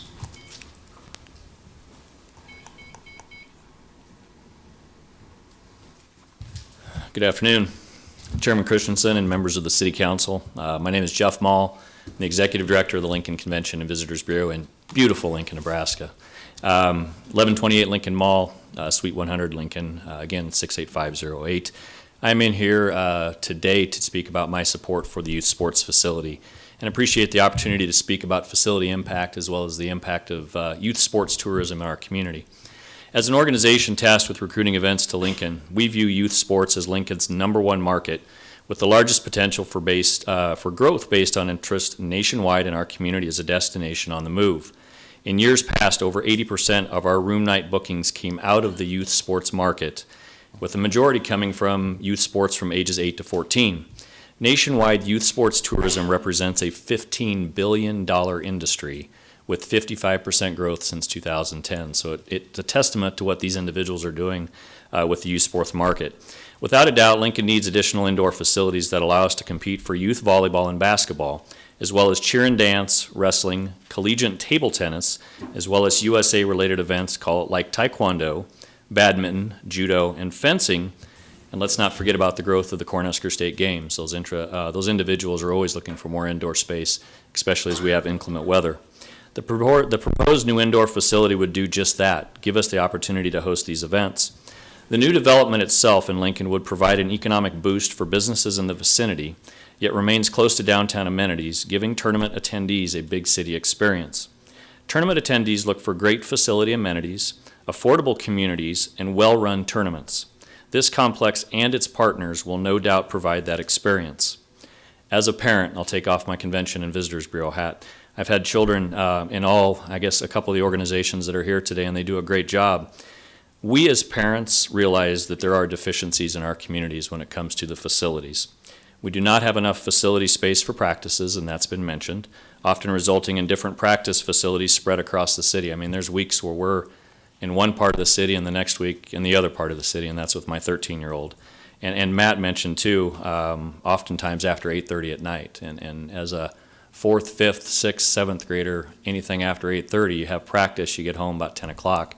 That's not good for the next day for them, or as parents, you wake up with grumpy kids. So we'd like to see that change, and I think this facility would definitely get us there. A list of communities that our family has traveled to or will in coming months for basketball and volleyball include, keeping in mind that most, if not all of these are on the road, that would include Omaha, Des Moines, Kansas City, Council Bluffs, Louisville, Kentucky, Orlando, and Chicago. And my question is, why not here? Why not host those tournaments and similar tournaments here and enjoy the daily overall economic impact of national and regional travel teams that spend money on hotels, food, and plenty of shopping? That broadens our tax base and helps keep growth in lodging and sales tax revenues on the increase. I appreciate the interest of all involved in this project, as well as others in the community that have recognized the need to grow our youth sports facilities. It's all for us to enjoy as residents, but it also gives us a further enhancement and image of Lincoln, Nebraska as a sports destination. And I can tell you I've done this for what seems like a very long time, being in tourism. And we have gone since 2002, being a facility 16 years ago in a community that nobody wanted to be in. And through the help of the city council, the county commissioners, developers like Manzito, we've been able to do things in this community that I don't think my parents, my grandparents would have ever anticipated. It's because we have an open mind. And for us at this point to ignore opportunities to grow in the way of tourism would be, I don't know, something that I don't want to ever see, right? Because we're a community on the move. We're doing so many great things. So would appreciate consideration of this and would happy to answer any questions. John. Thank you, Mr. Mall, and always appreciate your enthusiasm and what you've done in Lincoln. 2 questions. One, Mr. Reiling had mentioned the Omaha facility that is going up. Could you comment on how that would work? Are we getting into a competing environment, or? I don't think we would compete in any way. I mean, that's so true with what we do in tourism. There were years where we said we're going to go head-to-head with Omaha, and we really don't go head-to-head with Omaha much, if anything. There's enough to go around in the way of youth sports. Mr. Reiling mentioned the amount of youth sports organizations that are out there. They're doing tournaments that service their need. The same would be true in Lincoln, where we service the need that we have in Lincoln. So if anything, we're able to do more here and in the state of Nebraska than we would having to travel to regional and national destinations. My second question is, you work with the lodging taxes that are collected at facilities. Would any lodging taxes be used in this endeavor, or is that the ongoing tournaments, or what do you foresee there? Oh, yeah. I mean, Matt knows how I am with lodging tax and putting heads in beds or feet in the sheets, whatever you want to call it. Whatever we do on a weekend, if Matt's bringing in a tournament or Maggie's bringing in a tournament, it's not just Lincoln teams. And these are teams coming from across the state of Nebraska. If they play over 2 or 3 days, let's say starting on a Friday night, you have them for a Friday night overnight stay, potentially a Saturday night overnight stay. So any growth above what they're currently doing would only enhance that lodging tax collection. You know, we're setting about 5,200 hotel rooms in the city of Lincoln right now. And the more events that we have that spread out that base over the year, the happier our hotel partners are with our efforts. I think what I was also asking, will some of the lodging taxes be directed to help underwrite some of these activities? There's not. I'm sorry. I apologize for misunderstanding your question. The lodging tax through the Visitors Promotion Committee grant program goes for nonprofit and publicly owned facilities, and this is a different entity, and they're not eligible for those funding mechanisms. Thank you. Larry? Thanks for being here, Jeff. And Yep. you mentioned youth sports market being #1 for Lincoln, and I guess I just was curious if you could speak to how this helps build the Lincoln brand. You've got companies that do sports video, you've got tournaments you're trying to work on. Does this have some synergy in your mind? It does. What we see with anything that we do when we bring people to Lincoln, a lot of people are introduced to Lincoln for the very first time, and they're introduced to a new community.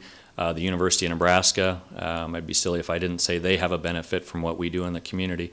But what we do with our local businesses and our young businesses is you're bringing in high school seniors, juniors, sophomores that are considering a career, they're considering an opportunity in education, and to be able to showcase a community that's safe, very affordable, you'd be surprised how many people say, this is the kind of community I could see coming back to and starting a business. And there's just so many synergies in that. Sports Huddle's a great example of exactly what's going on there.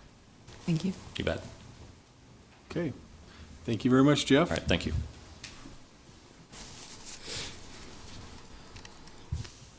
Hi, Sam Manzito, 3341 Pioneers Boulevard. My company, Manzito Construction, Real Estate and Development, is excited to be a part of this project. It all started about a year ago when I had been sent to Omaha to a tournament that I was a part of with Matt, and went to the Council Bluffs facility, and they've got an 8-court facility up there, and got to experience that and thought, you know, Lincoln needs something like this. And Matt and I had lunch afterwards, and the ball started rolling. I had more things prepared to talk about today, but everybody else has stolen my thunder thus far, so they've done a great job. The one thing they haven't covered yet at great length is the West Oak corridor. And you know, what I wanted to really talk a little bit about is what could have been built on that site. You know, there's other things that we could have done at that site in terms of mini storage or industrial buildings or things along those natures, but we're really excited to be able to build this facility into the architectural level that's above what is approved on that site and really help beautify that gateway to Lincoln, because that corridor sees a lot of traffic every single day. Big events or not, so we're really excited about that. But I thank you for your support. I'm excited for the consideration of your support, and thank you for hearing us today. Do you have any questions for me? Questions? Thank you, Mr. Yeah, Mazzito. thank you. Would anyone else like to testify in favor of this item? Richard Esquivel, 733 West Cumming. First off, it's been mentioned by a lot of parties that there's going to be amendments to this TIF project, and amendments can drastically change how people think about this, and not to have an open mic if you offer amendments is not right to the public of Lincoln. He brought up the turn lane. They said it was 11th hour. Well, who made the mistake? The mayor and urban development? Because this could be an added cost to the taxpayers. You're taking $1.4 million out of the taxpayers for the infrastructure to schools, city, county, all aspects of our infrastructure for a private business. They've made a good case that we need this building, but why should I, as a taxpayer, put my money to support a private business? Matt was talking about traffic, and so was Dave, about hours and not necessarily need additional traffic. However, Matt said there's 150 to 300 teams in some of his tournaments. Now, 7 to 10 players a team, parents, grandparents, they're not going to drive together, so that's going to add quite a bit of traffic to West O during a tournament. They said 2 to 3 days. And most of these will be on the weekend. So another person said this is a $55 billion industry. Well, somebody's making money off this. Otherwise, they wouldn't go forward with the project. They said it was a year in progress. So again, no, they've been planning this for a year. So they got substantial costs in it. I use the aspect, I looked up the cost, and I believe it's 120 Southwest 14th and 140 Southwest 14th are the properties. And the value of that is $254,400. So that will be the base of the city of Lincoln. Now, like he said, at the end of the year, they plan on having the main building operational. And you mentioned that the price of that is going to be $10.3 million. So after the first year, Lincoln will be losing taxes on $9,746. And at $2.02 per 100, that's $197,366 a year going towards our infrastructure. Now, my background is I'm a graduate from university with a major in accounting and economics, and this is not a good economic project for the taxpayers. Also, I did receive classification as an enrolled agent, which again, I am a tax specialist. I have given up that designation a number of years ago, but using tax funds for private projects, when each year I come here, you are talking about the public services such as swimming pools and summer sports program. You say, where's the money coming from? And yet you're going to give a private company $1.4 million. That doesn't make sense. They're talking about special people. They're talking about people that want to pay and get trained. Well, I was a volunteer coach for the first 2 years of North Star Bowling. Every year, 1 minute. Every year, Sun Valley Lanes puts on 2 bowling tournaments, and yet they get no help, public financing or anything, and they bring in probably 32 teams for divisions A and B, and 24 to 32 teams for C and D. And this is a weekend tournament. They do it twice a year. We can't pick and choose private industry over our public. Swimming pools, summer programs should get the benefit of our tax dollars, not going to a private industry. Thank you. Questions? Would anyone else like to testify on this item?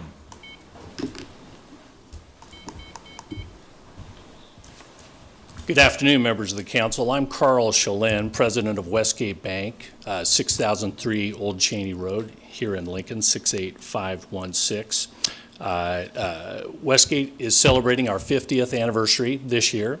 Westgate Bank was founded across the street from this project on West O Street back in 1968. Ed Koppel, who was here earlier, just left. Ed is the founder of Westgate Bank. I know he's provided a letter to all of you as members of the council in support of the project. And the reason we're supporting the project is because we have lived, worked, and breathed West O every day of our lives as we've looked at this undeveloped and vacant property. We think it is a win-win to bring this property into development. I should note Westgate Bank's not financing this project. We've not met with the developer on this. We have no financial interest in this project. I'm speaking strictly as a member of the community and one that has a vested interest in seeing the West O corridor thrive. We're supportive of this project for several reasons. I think first and foremost, perhaps more than a lot of the projects that you look at, this satisfies the but-for test. This type of project, just the economics, the raw economics of youth sports activities, without tax increment financing, this type of project simply has no chance of getting developed. Secondly, this would clean up undeveloped land that really has sat vacant for a number of years. Westgate Bank has financed a number of projects along West O Street in this corridor, and it is very difficult, and certainly none of those projects have the positive ripple effects that a project like this would have in terms of bringing people to the area, which will act like a rising tide that we think will lift all boats. By bringing more people to this destination, the other ancillary benefit that we see is that it will spur on additional development. Where people are, things start happening. That's just kind of the law of economic development. So we think this has great potential in that regard. And finally, it meets the growing needs of our community to support kids' activities. It's not often that you get a chance to look at a tax increment financing project that helps kids. And that's what this would really do. And I think others have spoke very well to the growing need for that in our community. So with that, I'd answer any questions. Questions for Mr. Schlinn? Thank you, sir. Would anyone else like to speak on this item? Next item, please. Got a staff question. Oh, excuse me. You have a staff question? Yes, Okay. Mr. Schaefer, real quick. And while you're walking, I just have a question on, I don't mean to continue to talk about this right turn lane, but I suspect that's going to be a necessity in that area, especially with all the increased traffic that they're talking about. Could you give us some figures on the costs? And I'm trying to understand or interpret what the city might be opening its. Sure, Thomas Schaefer, I'm a Design and Construction Section Manager for the Public Works Department. As Director Landis indicated, costs can depend quite a bit on what else you have to do with the project, length of the turn lane, whether you have to relocate additional private utilities in the area. There are several things that can do. So, you know, a hazard to guess is just probably unwise of me at this time without knowing more details about what it is I'm building. That's what you get when you ask an engineer to guess. Well, engineers are precise, but I think that we, as the legislators, in reviewing this, need to understand what type of liability we're opening the city to, financial liability. And I'm not saying it's bad, but I think from I guess put my business hat on, kind of need to understand that. So what ranges would you give us? And you know some of the rules you have on the length of deceleration lanes on a major arterial like this. So what is the requirement, assuming one's needed, and length of feet, number stacking of cars, and so forth? You know, we can, depending on whether it's, depends on the length, it depends on, I know what a. Well, there's a requirement of a minimum length on an arterial like this. So let's take that length. I think there's a minimum unless there's a traffic study that shows that a shorter length is acceptable. So I know a lot of people like to just go with that minimum length rather than take the traffic study and determine what size fits that. So, it can be around 100,000. It can be a little more. It can be a lot more. It can be a little less, depending on that. But I think that's probably a good number for what little I know about this. Carl? Thomas, my recollection is this section of West O has a center turn lane. It's 4 lanes of traffic and a center turn lane existing currently. I believe that is correct. And that would suffice for the left-hand turn lane, which I think is where most of the traffic's going to be coming from the city going to this facility. Is that?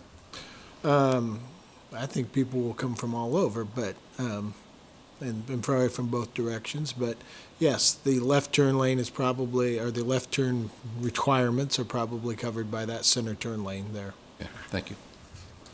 Go ahead, Jane. Real quick, Thomas, is the speed limit on West O at that point, is it 45 miles an hour? Oh, boy, now you're asking me Okay. something I have no clue about. I'm just going to have to pretty invoke close. my I don't know rights. Okay, that's okay. I have a question for Jeff Mall. Why don't you come back up, sir, if you don't mind? Upstairs, that's interesting. Yes, sir. So Jeff, we're hearing a concern about cost to the city. But you're telling me a lot of people are going to be coming to our city for tournaments and stuff like that. Can you give us an estimate, since this is kind of your business, of how much money would be generated by one of these tournaments that might come into the city? So the estimates that we use, there's a per night per travel party estimate that we use on average. The per night per travel party impact of a team coming to town per family is about $385 per night. That's per family, okay? So you're talking teams of 10, 11, 12, 13, however many kids they choose per team, per family is spending $385 or more on their stay. And that's on average. Depending on the time of year that you're here, the rate that they're charged at the hotel, how much money they spend in the community. So there's a significant impact. I mean, if you take a look at what we're doing right now, state high school tournaments for Lincoln are about a $2 to $3 million tournament per weekend. Boys basketball, $2 to $3 million. Girls basketball, $2 to $3 million. That's $5 million. Home football Saturdays for Husker Athletics, that's $4 million on our community. So some of the larger tournaments, you could be pushing 500,000, 750,000, depending on how big the tournament is. That impact could keep going upward. Okay, and again, I don't recall, but how many tournaments a year do you think this could handle? I don't know if you guys have a number on that. Yeah. Currently do 5, but you could do more. So if you take 5 times $500,000 and then you put the tax money on top of that, I think we could probably afford to do a turn lane. Oh, yeah. The turn back on that, the broadening of the tax base that we talked about for sales tax and lodging taxes, it's a pretty good number. Okay, All right. thank you. Yep. Any other questions for the council? Thank you very much. Next item, please. All right, next is item 5D, approving a contract between the city and Lincoln Haymarket Development Corporation to operate and regulate a Saturday public market in the Haymarket area from May 5th through October 13th, 2018. Members of the City Council, David Landis, Urban Development Department Director, and Hallie Salem of our department, who has had the most intimate relationship with the farmers market, celebrating more than 30 years of being in the Haymarket. The contracts look very much alike, year in and year out, except the dates changed a little bit. We do have a wrinkle this year because we are doing some work in the Haymarket area, and there's a particular part that would impact the farmers market in that we are likely to be in the 8th Street portion of the farmers market as late as June 15th, and this contract begins May 4th, but communication is understood on both sides of the equation. We're going to do our work, and we'll finish it. If there are adjustments, we'll make them, and the farmer market accept that. This is not a moneymaker for the city in the sense that we try to get money out of the farmers market. We simply try to cover some costs, like some meter hooding that's done and some fees along the way. It's just good for Lincoln, and it's good for the Haymarket that we do this. We ask our contractee, in this case, to bear responsibility for maintaining pedestrian flow, for having insurance contracts to protect ourselves from liability, and having employers and workers' comp coverage for folks that work for it. I will say this, that particularly technical questions you can certainly address to Hallie, and also Linda's here from the farmers market. Even before the conversation today, we did raise the prospect that since these contracts are so similar, we might consider doing a contract for 2 years or 3 years, in that I think it would be less business before the council, which has been pretty pro forma over the years and has put itself on your agenda, but doesn't represent a substantial policy change. So I would say that we're entertaining the idea of a 2-year contract perhaps. And if that's a bad idea to the council, this would be a good time to tell us that fact before we venture forth on that prospect. Otherwise, both parties to the contract think it's a pretty good idea, and we'd like to look at that. With that, I'd give the rest of my time to Hallie if she wants to add to the mix. I think Dave said it well, and we are trying to work through the construction, make sure we're not interfering with the farmer's market, but we made one change to the contract this year, that if we do need access to a corner node or the street, that the Public Works Director has the ability to work with the farmer's market to find a new location on a street or part of a street. Okay, questions? John? Is it possible to go ahead and make an amendment before we vote on this next, let's see, is that a resolution? The ordinance. Ordinance to do a 2-year contract, or what would be entailed there other than date changes? This idea hatched at about 11 o'clock this morning when Hallie and I were reviewing this file. And Linda just heard about it about 15 minutes ago in that back room, and Jeff hasn't heard a thing about it. So I would suggest that if we get the input of the council, it's for something for us to consider. We'd undertake it for the future. But I think all parties would like to know what our rights are, and that would be determined by this contract. And we don't, I don't want to push it too early. I just want to say it's a good, we think it's a good idea, and we're just wanting some feedback if we're on the wrong track. But I wouldn't say that we're ready to pull the trigger, John. Okay, well, I've been on both sides of this for the 30 years, and, you know, it really is a pro forma thing. So I don't know if it's possible just to go ahead and do it now. So maybe in the next few days, you can investigate that, and our city Thank attorney you. can let us know. Appreciate the challenge. Okay, questions? Thank you very much. Would anyone else like to testify on this item? Next item, please. All right, that concludes our public hearing. We can move into the voting session. We will start with item 4A, the waiver for GNS Corporation, introduced by Shob. So moved. Second. Moved by Benny, seconded by Carl. Discussion? Please call the roll. Camp, Yes. Christensen, Yes. Eskridge. Yes. Gaylor Baird, Yes. Lamb, Yes. Raybold, Yes. Shob. Yes. Motion carried, 7-0. Item 4B is the consent to sublease agreement with the Lincoln Children's Zoo and Lincoln Public Schools, introduced by Shob. So moved. Second? Moved by Benny, seconded by Jane. Discussion? Please call the roll. Camp, Yes. Christensen. Yes. Eskridge. Gaylor Baird, Yes. Lamb. Yes. Raybold, Yes. Shob. Yes. Motion carried, 7-0. Next is item 4C, redevelopment agreement for the Viet Howe redevelopment project, introduced by Shob. So moved. Second? Moved by Benny, seconded by Jane. Discussion? Yeah. Please. Sorry. Well, I just think that they've made a clear-cut case for their request, and it feels really good to help the Nguyen family both meet the demands of our growing and diverse city and make their business dream come true. Jane? And, you know, I love the idea that it's really going to enhance and revitalize and restore a section of a very visible corridor in our city. And I think, you know, there is tremendous public benefit to these type of projects as they act as a catalyst for other storefronts along West O Street. And I certainly will support this. Benny? Thank you, Mr. President.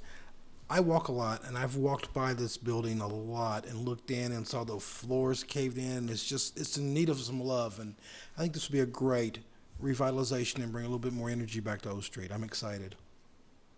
Carl? Thank you. I really loved hearing Ms. Nguyen tell her story and the family story, and compound that story thousands of times over from families that have moved to Lincoln from all over the world. And to have this success story right on O Street is a tremendous sign in our community, so very supportive. Okay. Please call the roll. Camp, Yes. Christensen. Yes. Eskridge. Yes. Gaylor Baird, Yes. Lamb. Yes. Raybold, Yes. Shob. Yes. Motion carried, 7-0. Item 4D is amending the fiscal year 17-18 CIP for the Viet Howe redevelopment project, introduced by Shob. So moved. Second? Moved by Benny, seconded by Jane. Discussion? It's a good thing. Call the roll. Camp? Yes. Christensen? Yes. Eskridge? Yes. Gaylor Baird? Yes. Lamb? Yes. Raybold? Yes. Schob? Yes. Motion carried, 7-0. Public hearing ordinances, second reading and related resolutions are items 5A through D. Ordinances on third reading, item 6A, comp plan conformance 18006, declaring 8,955 square feet of property generally located at 22nd Street and Capitol Parkway as surplus, introduced by Gaylor Baird. So moved. Second? Moved by Leary and seconded by John. We have a motion to amend. Yes. I would like to move that on page 1, line 5, we strike the Lewis Ball Fields and insert to the remainder of Outlot G, Antelope Valley. And the reason for that we heard earlier was because it's less specific to the current use in case the use changes in the future. Second? Carl, seconded by Jane. Discussion on the amendment? Please call the roll. Camp? Yes. Christensen? Yes. Eskridge? Yes. Gaylor Baird? Yes. Lamb? Yes. Raybold? Yes. Schob? Yes. Motion carried, 7-0. Now on the main motion? Camp? Yes. Christensen? Yes. Eskridge? Yes. Gaylor Baird? Yes. Lamb? Yes. Raybold? Yes. Schob? Yes. Motion carried, 7-0. Item 6B, change of zone 18004. This is for a change from P public use to B4 on property located at 22nd and Capitol Parkway, introduced by Gaylor Baird. So moved. Second. Moved by Leary and seconded by John. Discussion? Please call the roll. Camp? Yes. Christensen? Yes. Eskridge? Yes. Gaylor Baird? Yes. Lamb? Yes. Raybold? Yes. Schob? Yes. Motion carried, 7-0.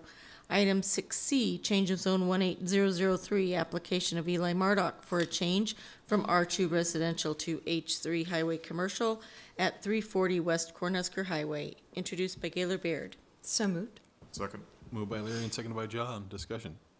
I- Please call the roll. Oh, Oh, no. you want to say something? Well, Okay. this makes the zoning consistent over their entire property, and the accompanying zoning agreement also limits the future uses of this portion of their property to a parking lot, so that provides some protection for the neighbors from more intensive land uses that would otherwise be allowed in the H3 zoning. So that's a great thing to have there, and I hear they have a good lineup of shows, and I wish them well. Okay, please call the roll. Camp? Yes. Christensen? Yes. Eskridge? Yes. Gaylor Baird? Yes. Lamb? Yes. Raybold? Yes. Schob? Yes. Motion carried, 7-0. Item 6D, approving a conditional zoning agreement between the city and Tommy L. and Norma C. Jelsma Revocable Living Trust to restrict the area to be rezoned for use as a parking lot for property located at 340 West Cornhusker Highway, introduced by Gaylor Baird. So moved. Second. Moved by Leary and seconded by John. Discussion? Please call the roll. Camp? Yes. Christensen? Yes. Eskridge? Yes. Gaylor Baird? Yes. Lamb? Yes. Raybold? Yes. Schob? Yes. Motion carried, 7-0. Next then is item 6E, amending the pay schedule for the employee group whose classifications are assigned to the pay range which is prefixed by the letter A by creating the classification of water quality specialist, introduced by Gaylor Baird. So moved. Second. Moved by Leary and seconded by John. Discussion? Please call the roll. Camp? Yes. Christensen? Yes. Eskridge? Yes. Gaylor Baird? Yes. Lamb? Yes. Raybold? Yes. Schob? Yes. Motion carried, 7-0.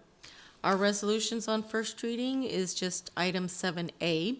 Ordinances first reading and related resolutions are items 8A through D. Pending list date certain, items 9A through C. Our pending list are items 10A through 10C. Anyone wishing to address the council on a matter not on this agenda and not planned to appear on a future agenda may do so at this time, since it is an open microphone session. Richard Esquivel, 733 West Cumming. I'm having a hard time with all these things you're passing without all the information going to the public as far as economic and costs.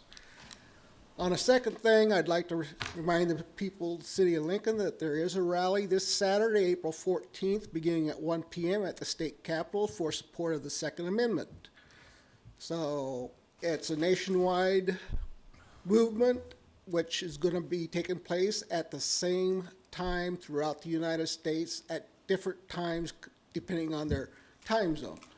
1 o'clock here, 12 o'clock Eastern time, and like that. But it's called for on the 14th. I know it's going to be cold, but I think it would be a good showing for the state of Nebraska and all residents who believe in the Second Amendment. Thank you, sir.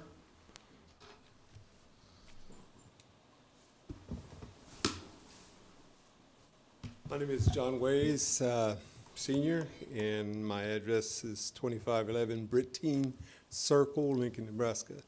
I'm here just to show my support for any effective effort to support the School Resource Officer Program. In 1971, I was a member of the police department, and from 70s, 80s, and part of the 90s, I was a school resource officer, and I was also the gang and drug prevention officer for Lincoln Police Department. And during the course of my job as a school resource officer, I made a lot of friends, countless. I have 3 foot lockers full of letters, and I've got letters of accommodation from every mayor that I worked under, and also from a couple of governors, including Ben Nelson and Governor Mike Johans, and to name a few. I worked with former Senator Dave Landis on a couple of projects, and Jerome Warner, if any of you remember him, as a police officer. And I also had the great opportunity to represent Mayor Bill Harris in 1890 and go to Russia during the Assisted City program to talk about School Resource Officer program, as well as other things that was going on here in Lincoln. And I took a delegation of youth to there, Russia as well. And I was awarded a assistant police chief hat over there. And also in Kujan, Tajikistan, I was given an honorary chief's hat there, and spoke at the University of, Polytechnical College in Kujan, Tajikistan, and was given an honorary doctorate there. So during my course of travel as a police officer, it took me overseas because people were wondering what were we doing. I traveled all throughout the state of Nebraska, and several states relatively close by, because people wanted to know about what Lincoln was doing with the School Resource Officer Program. Little Lincoln, but it was such an effective program, people wanted to duplicate it, and I was traveling to tell them what we were doing. I was very proud of the part that I played. I'm not the only officer that was involved in the program, but I think I was the longest SRO, whatever the terminology is right now. But at the time, the friendships that I developed were long-lasting. They were high up as well. I've been invited to weddings. I've had babies named after me as a result of the School Resource Officer Program. I have been tried to be recruited by other departments as a result of the program because it was such an effective program. Not just me, but there were other officers as well. And I think that one of the best investments that the city can make is with the youth.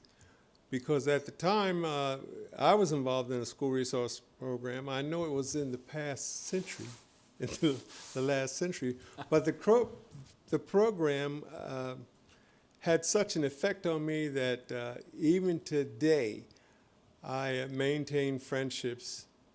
I see people, my wife and I go out to lunch or dinner, and people buy me lunch, they buy me dinner. Not bad. And just a couple of months ago, I had a former principal of St. Mary's School, Sister Mary Regina, who is retired now and lives in Iowa, traveled all the way to Lincoln, and we had lunch. So those things are very effective. I see children that grew up, some of them went on the wrong side of the fence, And I see them, they write me letters from the state penitentiary, from the county jail. I teach Bible study in the state pen and the county jail, and I see some of the kids that didn't make it, but they still remember. We had some people that were in the audience, they left now, but they remember the program and they speak highly of it. So I'm 100% behind a good, effective program, and I don't think there is a better investment that anybody can make in business, the business industry, citizenship, or whatever, than in children. That's my personal opinion. Thank you for listening. Well, John has a question for you. Yes, Mr. Ways. Yes, Thank sir. you very much for coming, and I remember well some of the things you did. Refresh our memories on which school or schools you were positioned in. I started out in the early 70s with the schools around Park School, which was an elementary school at that time, Everett, which was a junior high, Saratoga School, and Elliott School, and then it kind of grew, and I ended up going to all the schools. When the program fell apart through non-support, they demanded something, and so they kept me going. And when the mayor, there was a mayor's youth council that was developed in the late 80s, and as a result of that, I was a member of the mayor's youth council, and that was part of the delegation that went to Russia. So I didn't have any boundaries. I was told, the chief at that time said, I don't know what you're doing, but the people want to listen to you, so go wherever you want. In so many words. So I was like a free reign officer, I guess, because I went to all of them. But in 92 was my last year, and I retired. I had a couple outpatient back surgeries, so they said, hey, probably time to give it up. I'm getting old, so. So I went to all the schools. Just a quick follow-up too, in some of our recent discussions, there's been a proposal to have an SRO at one school, just do it for 3 years and then leave. With the relationships you built and all, is that something that we should discuss maybe longer or something to keep? Well, I've been gone so long, I can only tell you how it affected me and the effect that it had on the kids that I dealt with. I think you got to have people who are really dedicated and love working with youth. If that's not evident, I don't think they should be in the program. Some people may want to be in there for a short period of time to see what it's like, and that's okay. But if you don't have a good, sound, basic love for working with youth and getting along with youth, it's not going to be effective. But for me, it was very effective. You become a surrogate father to a lot of kids, a big brother to a lot of kids, and you're getting calls all hours at night, and you have to be willing to accept that. And if you're not, I wouldn't advise anybody to go into that type of work, because children need you. And they need you when they're in trouble. They need you when they're lonely, and you can't say, well, I would like to make it, but I can't. No, you have to be available 24/7 for the most part, and that takes a lot of desire on the officer's part, because you're dealing with education, you're dealing with protection, and personal problems, community relations. So you have to wear a lot of hats. You have to be well educated. You have to be willing to learn things that you're not familiar with, because somebody's going to ask you about it. And one of the hardest things for me to tell a kid was, I don't know.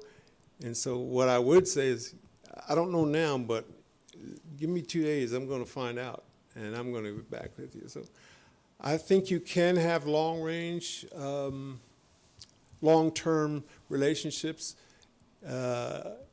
with the same group of kids, because it takes a while to build up that trust, and also takes a while to build up the trust with the parents and the teachers. But once it's there, they want to hold on to you. That's my guy, you know, and they don't want their guy or their lady officer to leave. They want that person. So it's a fine line. How long do you want them to stay in that area, or do you want them to rotate? And unlike they say about politicians, you know, you term limits or vote them out, one of the two. It's a fine line. You don't want to get rid of your expertise and your fidelity. You don't want to get rid of a fiduciary arrangement. You don't want to get rid of whatever works. You want to improve on it, but you don't want to get rid of it. Well, thank you, and congratulations on your career. Thank you. Thank you, sir. Thank you for your service.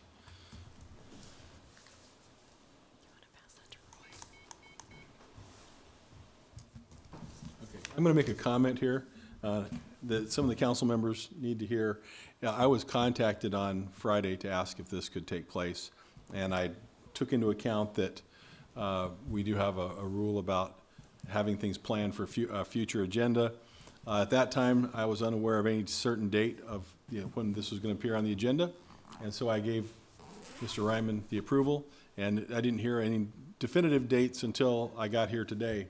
So, but I'm not going to stop them from speaking unless the council members care to overrule the chair. Thank you. My name's Corey Raymond. I live at 3100 South 54th, and I was cognizant of the rule, so I told my group to avoid any discussion about any proposals that have possibly been coming down the pipe. I would like to point out, though, one of the things Mr. Ways indicated, I believe when he was a resource officer, he was going to the parochial schools. I don't know exactly well, I know what's going on. They're in the high schools right now. I would like the board to know, I have been contacted by quite a few parents whose kids go to parochial schools, and they do feel kind of left out of this conversation. I did reach out to the Catholic, I don't remember, the Monsignor, and I emailed him, asked for his input. I haven't heard back yet, but as this conversation continues, I would ask the mayor and the board to be cognizant that kids and parents going to private schools do kind of feel left out at this point. And certainly my group, Parents United, we're worried about everybody here, including the kids that go to parochial schools. The other thing I would just point out is I did meet with Pat Condon today. There's been various arguments against school resource officers. Pat's door is always open, so is Bruce Prenda. If you guys want to get down to what's going on in juvenile court, Pat Condon just told me he gave a presentation in front of the county commissioners about a month ago regarding the juvenile justice system. So they have all the numbers there, and I just ask you to meet with the experts before you jump to any conclusions about what's going on in our juvenile justice system. Thank you. Thank you, sir. Would anyone else like to speak today? Well, Mr. Chair, seeing nobody hopping forward, I would move for adjournment. Second. Moved by John, seconded by Jane. Please call the roll. Camp? Yes. Christensen? Yes. Eskridge? Yes. Gaylor Baird? Yes. Lamb? Yes. Raybold? Yes. Schob? Yes. Motion carried, 7-0. We're adjourned.